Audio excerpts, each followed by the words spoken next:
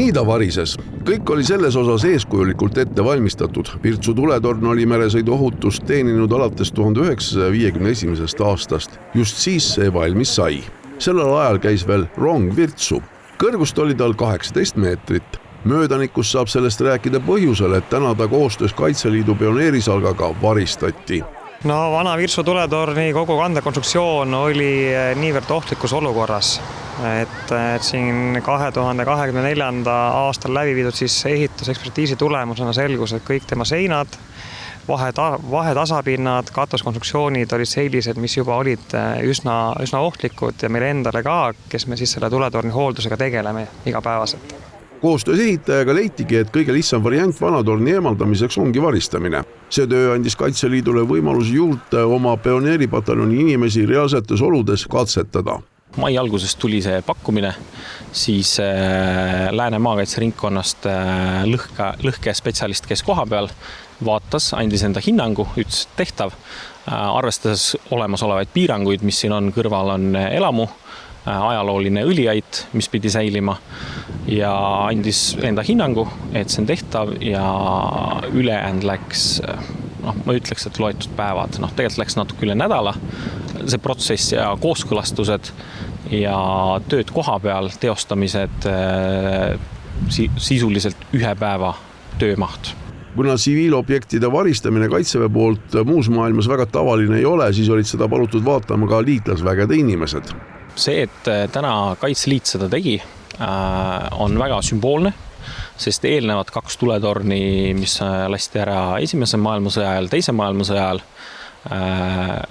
õhiti siis vastavalt Punaarmeele, Saksa armeele, et kuna see objekt oli ehitatud väga kehva kvaliteediga, siis ta oli määratud nagunii lammutamisele minema ja siis pakuti meile ja ma arvan, et see ongi väga sümboolne.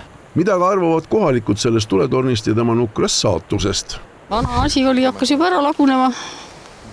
Kui tihti te muidu muudel aegadel olete siia tulnud jalutama ja seda torni vaatama? No ma elan siin samas kõrval, nii et ma käin ikka ühte lugusid ja ta paistab aknasse, nii et nagu... Ja nüüd vaatasid, et aknast välja see koht on tühi?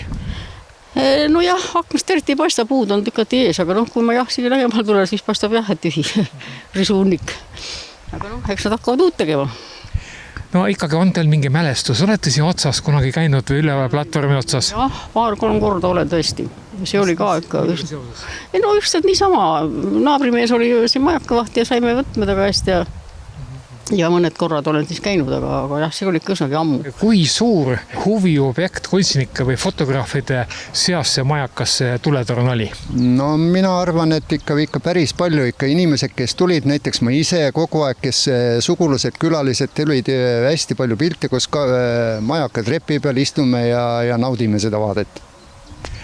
Mille poolest see majakas nagu hinge läks? Vaat ei oskagi öelda. Ausõna ei oska öelda. Aga ta oli jah, kõigi niuke kallis asi oli jah. Aeg aga ei peatu. Uue torni ehitus algab kohe, kui vana riismed kokku saab ja uus torn tuleb pea samasugune.